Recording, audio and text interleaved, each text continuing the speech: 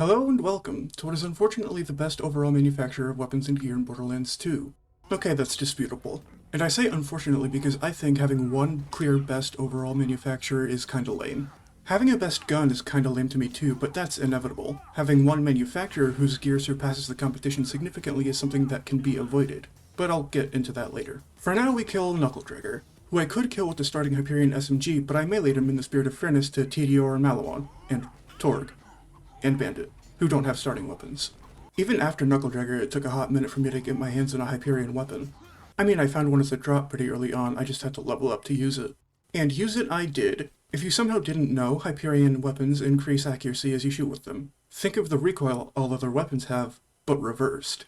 That's why they call it reversed recoil. And I've heard skills that reduce recoil increase the amount of shots it takes to get to max accuracy, but Loot Lemon says otherwise. I'm not sure which is true. It's not very important to this run since I'm playing as Zero who has, like, one skill that affects recoil at all. This will be on the test. Now that dumb nerd shit is out of the way, how shoot this gun shoot Big Bertha and the boomers? She was pretty okay, but I got killed cause Bertha done stole my kill. It all worked out okay, and I must say the reverse recoil is one of the best things in Borderlands since voiced antagonists.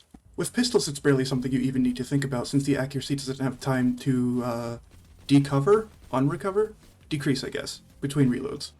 Gosh, this is gonna be a long video if I don't speed things up, so let's do that. I found Flint and died to him. Only once though, so that's nice. At Lilith I haven't found better guns since just before Flint, so that's less nice. I also haven't found a grenade or a shield yet, though I'm pretty sure that's because I'm too low level for them. Oh, that's a good sniper. Anyway, guns fell off so hard I had to go find more around Frostburn, which is very unusual. I didn't feel confident I'd be able to kill Badma. But I found a fire SMG that would come in handy while farming Badma to level 15. For this game, more than TPS, I had a pretty strong dislike of most Hyperion SMGs because their accuracy reduces very quickly after you stop shooting. It wasn't a damage issue or anything, I just don't really like how most of them feel. And I wasn't sure if Zero had the fire rate to make up for it like Nisha does. But who cares about SMGs? Look at this absolute beauty of a sniper rifle I found. I have a habit of finding nice fire snipers before Bloodshot Stronghold, I guess. So that's good. Farmed Badma to level 15, which, combined with this awesome sniper rifle, made the Stronghold very easy and fun. Now in my past, I hated on sniper rifles. All of them, especially Doll and Hyperion, but this run really changed that for me. Hyperion went from my second least favorite sniper to my favorite sniper. Jacob's was my favorite before this, but since Jacob's snipers can't be elemental, with some exceptions, Hyperion takes the spotlight. I died killing the Warden, cause, you guessed it, I still don't have a shield. I only died the one time though, so that's nice. And I got a shield right after. I'm pretty sure you need to be level 15 before you can get Hyperion shields, but you also need a vendor with a level 15 stuff in it. Killing Wilhelm was easy, but not as easy as it normally is. I've had pretty bad luck finding guns so far. I'd normally farm him, but I can't kill him fast enough to farm. And since I couldn't get some levels off Wilhelm, this Thresher was a bit of a pain to fight. Luckily the loaders that spawned helped me out with that, so I was able to kill him relatively easily. I must say, Hyperion SMGs sure are guns that shoot bullets. My damage was really falling off here, but that was about to change with the first mission reward unique we have access to. Get the Safe and Sound mission, do the Safe and Sound mission, turn the Safe and Sound mission into Moxie. That'll give you the Heartbreaker, a really great Hyperion shotgun, locked to fire, and is also a Moxie weapon, so it has a lifesteal. Since it's NVHM, I'm not dealing enough damage for the lifesteal to be significant, but it's still nice to have, I guess. Let's kill Bloodwing with it.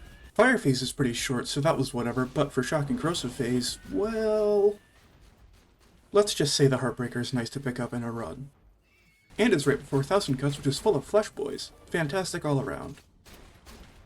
After Opportunity, which was boring, you can get the Bane, which no one cares about. Bunker time! Heartbreaker is very useful for 1000 Cuts, but unfortunately right after that all the health bars go very yellow. Good thing I got this Corrosive Sniper.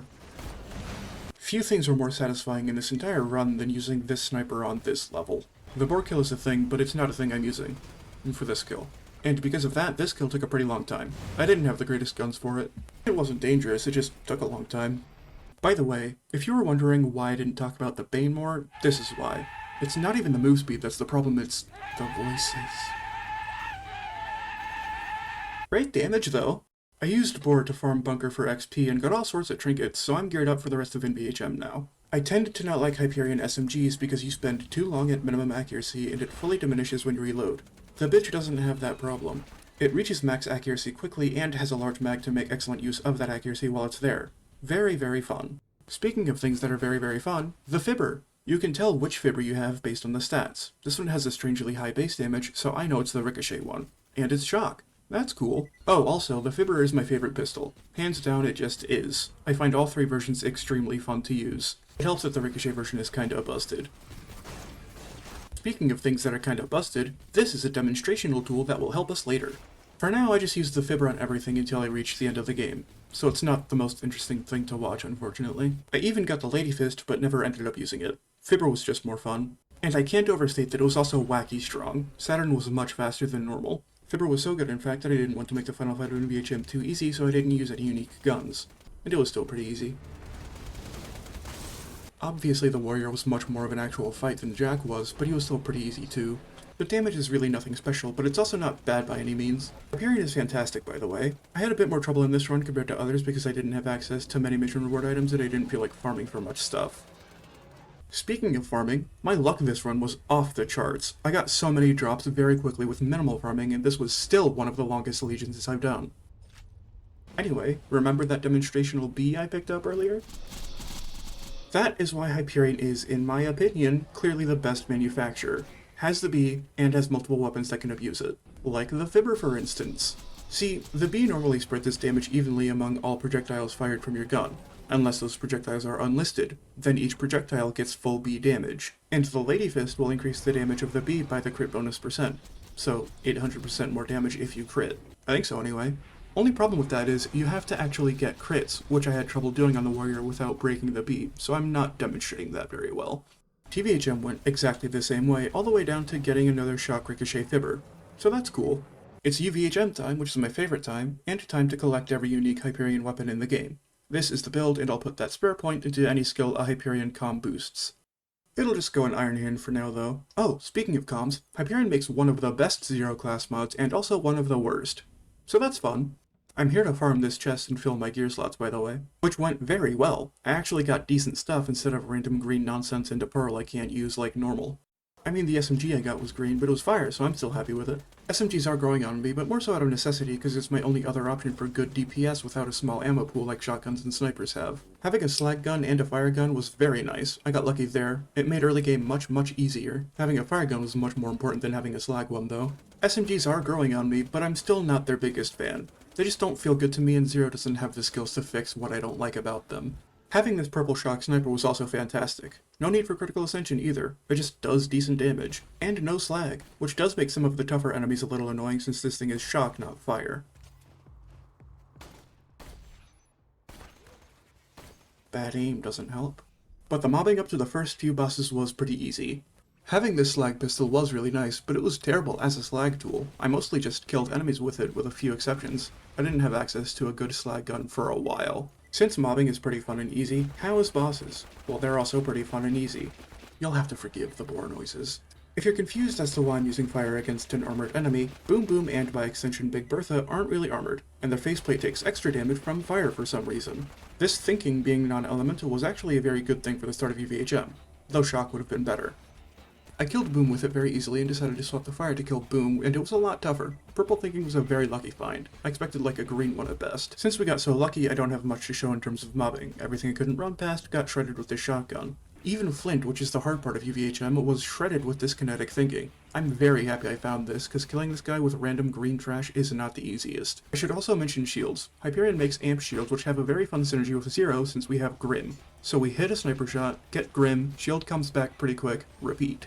I even got and noticed the amp bonus while I wasn't sniping on occasion, but for snipers I think I only made such good use of the amp damage because we aren't spec'd into critical ascension. Good gracious, this shotgun is blitzing these guys, yowza. Singularity grenades were a surprise for me because I normally hate them, but being able to disrupt enemies and crowd them together to hit them all with kunai at once is very nice. Helps to do that, then get behind some cover so you're not faced with the firing squad you just created when Deception runs out, but it's good either way. There's not really much point in showing a lot of the mobbing now. It's already pretty easy and it only gets easier from here. Oh crap, is it Hyperion? No? Since I'm actually gathering all the weapons now, I'm doing Assassinate the Assassins to get the commerce from Watt. Southpaw is a tough area for me normally, but I can't stress enough how good of a find this thinking was. Sadly, the shock sniper I have doesn't hold up to the mini-bosses here, but that's fine. Everything worked out in the end. And he dropped a commerce first skill, which means I only have to farm Wreath for the Fremington's Edge I'll barely use. One was pretty annoying to kill, I died twice to him, but thankfully funny shotgun, boom. Wreath wasn't too big a deal either, but we all know the real problem child of this area is Ralph. I died like 5 times before I just killed the nomads and broke his brain with the power of walking in circles around him. Jeez, that is a terrible slag tool, I need to fix that. But I need some gear before I'm able to do that. Doggy. In order to save time on farming, I use mods to one-shot everything after getting a legit kill, then to get one legit drop. Then I'll dupe that drop in Gibbed to get multiple elements. I hate farming. Why do you hate farming in a game focused around farming? Shut your mouth. Nobody likes farming. We just want to work for our gear, and doing the same shit over and over ain't work. Anyway, I got the drop and now I have a decent sniper rifle to use, so that's good. As you can see, damage accessory in Jacob's stock, which is actually nice for snipers because it increases the accuracy more when you shoot. From my limited understanding anyway. I don't have any problems with this gun other than that zoom. That's far, far too much zoom in a game like this. I used to have that opinion for all scopes in this game, but this is different. It's not even close to unusable zoom in this map. The problem is there are plenty of maps where this level of zoom is not preferable. I did just miss 3 consecutive times on an enemy that's barely moving, so if you want to call it a skill issue, I'll tend to agree. I still don't like that zoom though. Either way, it's still a sniper rifle, it's still gonna do nice damage. Works really nice in more long-range maps, which this isn't, but it's still working okay here. Badma was a bit bothersome, but thanks to Boris staggering him over and over, I was able to take him out. Stronghold is one of those long-range maps where the edge is really nice, so I made great use of it and it was fun. But the zoom still didn't make it any better than a normal sniper. I'd have to test, or someone else should test, but I'm not sure the crit bonus this gun has makes it better than a purple either. I also found an E-Tech shotgun, and I like it. It's not good, but it's fun, but it's less fun than the bandit one. Spoilers for when I do that, I guess. It's warden time, and I got a plasma caster at some point, so despite getting downed, this was some of the easiest mobbing I've done so far.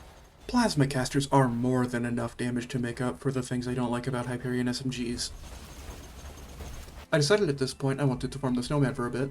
I'm not entirely sure why, if I'm honest. This run was quite long and I can't remember my thought process here. Killing the snowman went well though. I think I just wanted upgrades and I got those. Upgrades that made killing Wilhelm even easier than normal. The crowdsourcing is a fantastic shotgun. Farmed him till I got a Logan's gun, shoutout Alpha B01. Farmed 2 so I could take the better one. They were basically the same, so I just kept the first one. And I really like the Logan's gun. It's a lot of fun. Shame it mostly only gets used for rocket regen. It's also a shame you get it right before you start fighting a bunch of enemies that it's not great to use against. The crowdsourcing is so good. Little nasty surprise test. I found one snowman farming. I see the potential. I like the gimmick. I just want more child grenades, honestly. Now that we've gotten back to Sanctuary, we can kill Blue and grab the Heartbreaker, which is just a fantastic shotgun. And we can use that on the next farming spot, the Longbow, a gun you have to walk a solid 2 minutes across an entire big map just to get to. And then you have to break some blocks and kill some mobs before you can fight the actual source, for a 5-point-something% chance to get the gun. And it is 1,000,000-point-something% worth it. This is my second favorite sniper rifle in this entire game, that I've used so far. It's just so fun and does so much damage. It does have a learning curve, but that makes it extremely satisfying to use it effectively. And the damage is pretty insane. Easily my favorite sniper rifle of this run, and it's not close by any stretch of the imagination. I'm back here to get the shotgun 1340, by the way. That weird thing happened where the mission didn't actually pick up, but I was having so much fun using the longbow that I didn't notice. At this point, constructors are easily my biggest threat, but they're still not hard to deal with whatsoever. So I got the mission done and grabbed the most useless shotgun ever. Can't be elemental, doesn't have increased damage compared to its non-unique counterpart, talks, which I don't care about.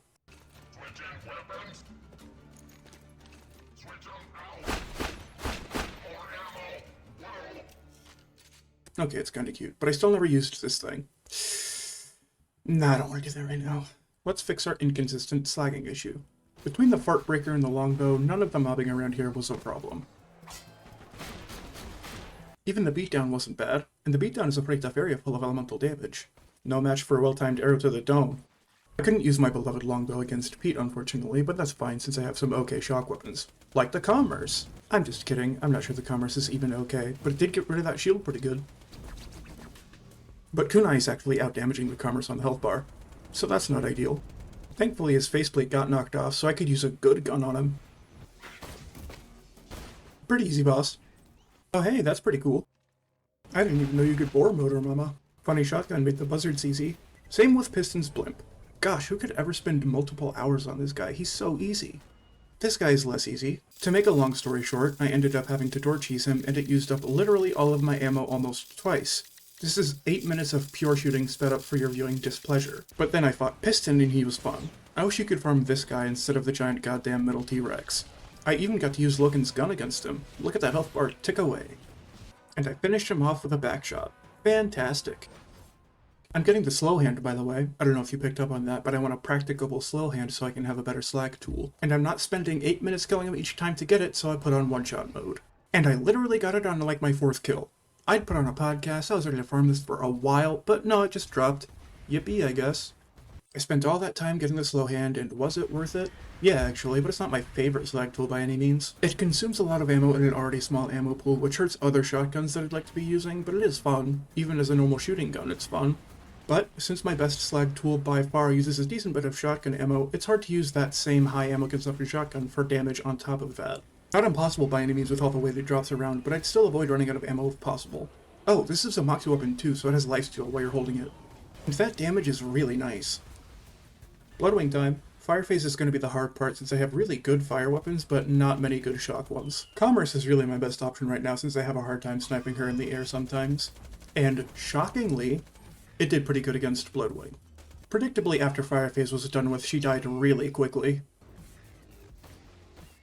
What a shot. Up next is mobbing on flesh enemies. Did good. I've barely been feeling a need to slag so far, by the way. I just got the slow hand to put off doing the preserve. After all that, it's even more mobbing on flesh enemies, but in a very fun map for sniping, so I got to use the longbow more. That's fun. Doing this for the Bane, which I never used, so I don't know why I got it, really. I'm not sure exactly when this mission unlocks, but I got it now, so I'm doing it now. Did it by killing all the bandits along the train track in Lynchwood with the slow hand. Since I'm just killing these guys then resetting, the ammo consumption isn't an issue. Took 4 runs in about 13 minutes. Not too bad. Worth it for the Morningstar. A really neat sniper that has a crit stacking effect that can be stacked infinitely and transferred to other guns. I'll show that off later. Just know for now, if you see me using the Morningstar, it's not being used with the glitch, nor are any weapons I'm using. And like I said, it's pretty neat. Unfortunately, the crit stacking effect isn't something that I can feel, at least against these enemies, and I forgot to use it on OP10, so this is the only experience I have with it. Y'all ever heard of this thing called Boar? Bunker was actually kinda hard to kill. I caught him in a bad cycle, and it took a minute for me to get a good boar off, but I did it. Well, that's weird. And so is that. My luck for this run really was outstanding. I'm worried I spent all my good luck here, and for my next run I'll get nothing. The bitch, by the way, takes everything I don't like about non-unique Hyperion SMGs and fixes it. So it's very extremely good, I love it a lot, it's great. Also, Singularity Grenades, which Hyperion makes, knock ion loaders out of their dome, which is invaluable utility in my humble opinion. And obviously, the bitch is much better if you can aim. Logan's gun made killing the ambush commanders really easy, and that's all there is to say about Sawtooth's Cauldron. I forgot to grab my fibbers, so Saturn took a long time to kill. That's all there is to say about... what's this place called again? Wait, no, Saturn also drops the Invader, which I don't like. I much prefer snipers that have a high single shot damage and are also precise. Invader is almost none of those, but its DPS is kind of crazy. It's good and all, but it doesn't encapsulate what I enjoy in a sniper rifle, so I didn't use it all that much. The damage is undeniable, though. Speaking of undeniable damage, Fibber. I remembered it existed at this point and grabbed it. Great timing too, because it was just before the door to Hero's Pass. I really love the shotgun version of the Fibber. It's definitely the worst one, but it's the most unique one in my opinion. And its damage is still pretty alright, so I'm happy with that. Hero's Pass was a bunch of mostly fun mobbing with all the gear I'd gotten so far. I'm not sure how much of this you really want to see. I don't feel like I'm good enough at the game that showing off my mediocre zero gameplay is worthwhile. Why don't you let me know how much mobbing you want to see in the comments below? If you want to see a lot of mobbing, you should like this video. If you don't, then you should subscribe. And if you hate me and wish for my downfall, you should also hit that notification bell. I need 500 subs so I can make money off of you little freaks. Jack was a bit more annoying than the previous 2 playthroughs. He bubbled up and I had to pop his surveyor to finish the job, but it was still a pretty quick fight. As much as I love the shotgun Fibber, it was not cutting the mustard against the warrior. He has like a lot of health, you ever notice that? I still took him out with mostly my beloved shotgun Fibber, but it took a hot minute. Get it? Is cause of the lava? See what I mean about my luck? Some people spend hours moonshot farming this guy for a conference call, and I got this one on the story kill. It's not a perfect one or anything. With some stuff I wanted to do later on, it might not have been ideal, but for mobbing you don't need perfect. I wanted a bee next for some stuff later, and the best bee farm is in Tina DLC. These skeletons can be a little annoying. One of the few enemy types where shock is the ideal solution to them. Luckily, we didn't have to kill too many skeletons before dying to Duke of Orc. Wait, what? No, I killed Duke of Orc and then farmed these trees for the bee. I did have to actually farm for this for once, and it dropped underleveled. But that delay was so good I took it anyway. Also got a non-unique fire pistol to use, which was nice.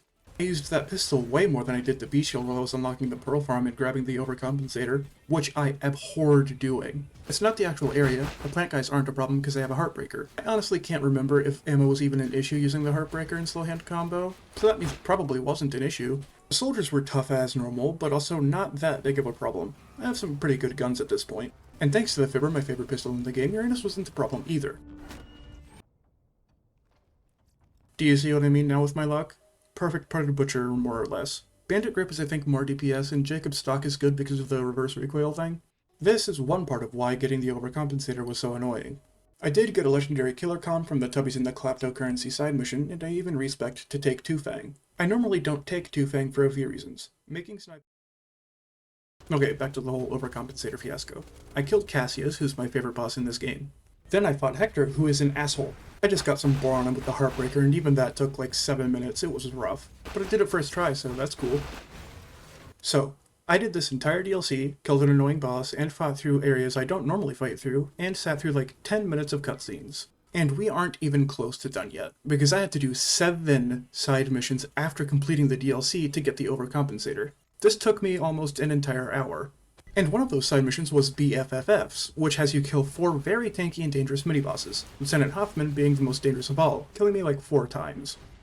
All to get the overcompensator, a worse version of the Butcher, which I got 5 minutes into this DLC. The overcompensator is worse because it can't have a vertical grip accessory, so it can't have 2 extra projectiles which would massively boost its damage, and it says annoying words at you. It took me so much longer to get this than it did a conference call Bee and Butcher combined. That one incident, and having to do that entire DLC in general, really burnt me out of this allegiance. At this point, I really just wanted this shit to be over with. I did a solid bit of this DLC to unlock the actualizer farm until I realized I can just get crystals from Tina Slots or Pete and buy it. So I just killed Raid Pete for some crystals. Oh yeah, this is why I wanted that bee, by the way. And this is what I mentioned earlier about Hyperion having the bee and guns to abuse it. Makes some raids possible where they might not be given my restrictions. This was my first time killing Pete legitimately on Zero, and I only did it once as accident prior to this. I'm saying this run, not this specific attempt. And I was able to kill him in a little over 3.5 minutes with imperfect gear, an underleveled bee, and no shockbone. Because Hyperion is cracked. And I'm not using Critical Ascension to just snipe him to death. Any character can do what I'm doing right now with decent results. I know this is OP0, but this is still a raid boss. You tanky. And killing Pete as fast and consistently as I'm doing it with the minimal experience I have is not possible on other allegiances. Don't mince my words, I'm not saying it's not possible full stop, I'm saying I certainly can't kill Pete with only doll gear, no CA, no Amiga Sincero to knock his mask off, no shockbone, no nothing. And I'm also not saying the bee is necessary for killing Pete. After recording this allegiance, I went on to kill him without a bee with an underleveled Shock Lyuda. And that was on OP10, mind you.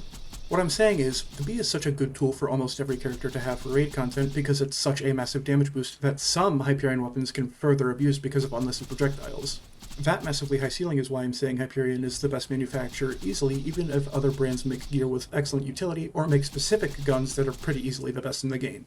I'd love to say more about this, but I might just save that for a separate video. It's time for Hammerlock DLC. I was very tired at this point. To give some context, this run was still just as long as my other allegiances despite getting a lot of rare drops first kill. These runs take roughly 50 hours of gameplay, by the way, that's why I don't upload more. I think the fact that so much of this run was actually doing a lot of content made it feel like so much more work than other runs, because a lot of Hyperion uniques are placed at the end of story DLCs. Oh, I got the actualizer by the way, and I hate it. It emphasizes all the things I dislike about non-unique Hyperion SMGs. It's not bad though, by any means, I just dislike it. Gosh, this is gonna be such a long video.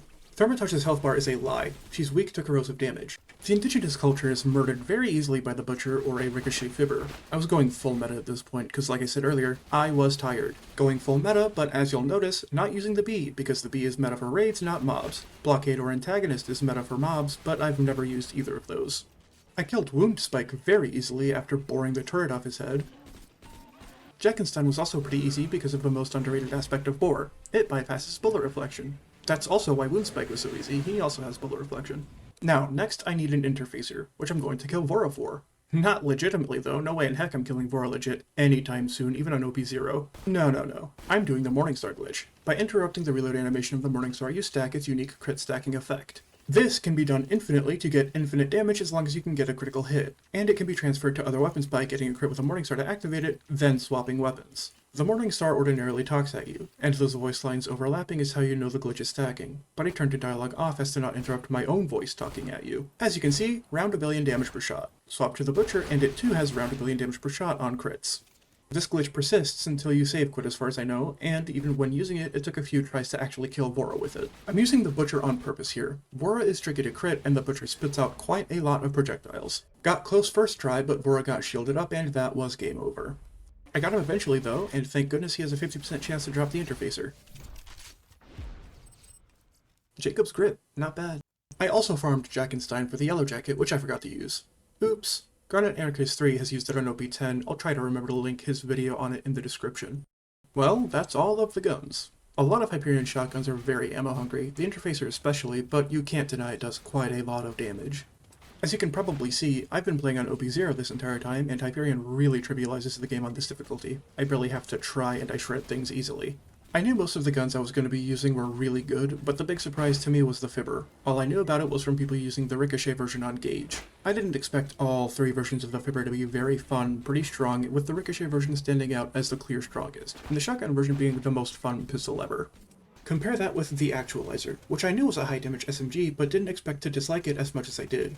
Again, purely subjective, I just don't like it because it's not fun to use.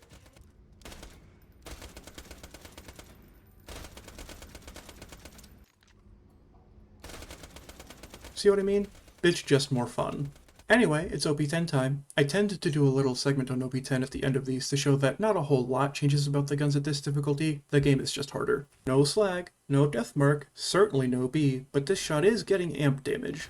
And that amp damage, combined with one shot one kill, combined with ampush, combined with kill confirmed, did a lot of damage considering no slag or death mark. And now I have kill skills up, so my damage goes even higher. The beatdown is a scary map since most of the enemies here have elemental damage, and I'm not the best player by any stretch of the imagination. But regardless, I can kill stuff good. And I'm not showing weapons at their best here either. This is a challenge build I'm doing where I don't allow elemental relics or CA. Unironically using the nasty surprise as a slag tool. I also did not express enough how good singularities are for disrupting enemies. And the Fibber does indeed hold up on OP10. This is the shotgun version too, which is the least powerful. Not the best player, remember? Still got a second wind off a full health enemy with my beloved Fibber. And the longbow, my second favorite sniper rifle in this game, still doesn't need slag to kill trash mobs. With a challenge build, by the way. This is probably where I'd end the OP10 segment. I showed some strong weapons performing pretty okay in my relatively unskilled hands, along with some fun but less known weapons doing well too. But remember me killing Pete on OP0? I'm gonna do that again on OP10. Well, not first try of course, but look how low his health got for my first try. I got stuck in a cycle of getting Nova'd and spawning spider ants in my first two tries, but on my third try I killed Pete in 14 minutes. A terrible time, but not too bad when you consider just how off meta my setup is. I'm not knocking his faceplate off for early crits, not using a shockbone, and not using a shock sniper with critical ascension. The thing that's making this possible for me is the Fibber of using the B with its unlisted projectiles. Other than that, I just had to get a fuel for when he'll Nova so I can hide when he does them. See, I could feel he was going to do one soon, so I was hanging around these pillars. And there he goes. I think all told it took me about 3 or 4 hours max to learn how to fight Pete. Not during this run, I mean between all my attempts on OP0 and on OP10. I've only ever killed Pete on OP10 by doing the ledge cheese where you jump up on a ledge around the arena and hit him with lots of guns really hard. I didn't really take the time to learn to dodge his Novas until this run though, and doing that was not that difficult to feel out for me. I think he does 2 ball throw attacks and then Novas soon after. And of course, he Novas after you break his shield. My gameplay wasn't perfect by any means, but since Pete is so simple, it doesn't need to be. Again, don't mince my words, this fight was simple, not really easy. If you do get hit with a Nova, it's not too bad to wash it off. Use pipe number 1 with the ammo spawner underneath it. That spawns the spider ants that are really easy to kill with just the slow hand. They level up each time you turn that pipe though, so it's not safe to use it more than just a few times. As you can see, his faceplate got knocked off naturally, so I switched to my Lady Fist for extra damage. Like I was saying, Pete was very simple, but not easy for me. He's an OP10 raid boss that I'm under-geared for while using a gimped build, so he shouldn't be easy quite frankly. But I still did it because of just how good Hyperion gear is. I was very excited too, that was a satisfying victory. I get why people like doing this now. Here's all the crap I used. I had paused recording to express my satisfaction in a Discord server, which is why that minor jump cut was there, before someone tries to accuse me of cheating.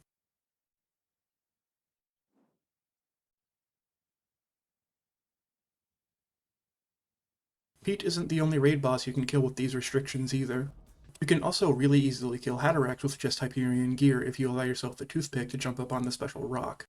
10 out of 5 velocity isn't ideal for this kill, 6 out of 5 is workable, so I'm told by the current speedrun world record holder for this fight is 0. You're meant to jump up on this rock, then you can tap the top of his head with the B-Fist Wombo combo to knock him over, then conference call his mouth hole off to kill him. But I think the parts on my B aren't great, the parts on my fist aren't great, and I couldn't figure out the Slag Deathmark timing to make up for that. I just barely couldn't get enough damage in. And I was not about to learn how to fight Hatterax normally after taking an hour or so to learn Pete already. I had some help from Stereo Lotus after I'd finished recording for this Allegiance. He told me the Interfacer is a more consistent slag for Hatterax than the Slowhand, and I learned you can keep the elevator at the bottom and die to spawn up where you put in the Iridium. Then you can walk backwards to have more time for the fighting. Again, I learned that after recording. My B is also a solid 2 million damage short of max. It's kinda a terrible B, which I didn't realize until now. Big shout out to Stereo though, he's like a Hatterax wizard, that guy's crazy. After killing Pete, I wasn't hungry for the Hatterax kill, so I was happy leaving it there. Son of Kra and Dexy are 2 other raid bosses ripe for Hyperion Allegiance kill, but again, not hungry. Either way, I was happy with this run. Give me a like, comment, and subscribe for my first Pete kill, and don't forget, ringing that notification bell gives me 40 hours of intense abdominal pain. So ring that if you want me to suffer. Bye!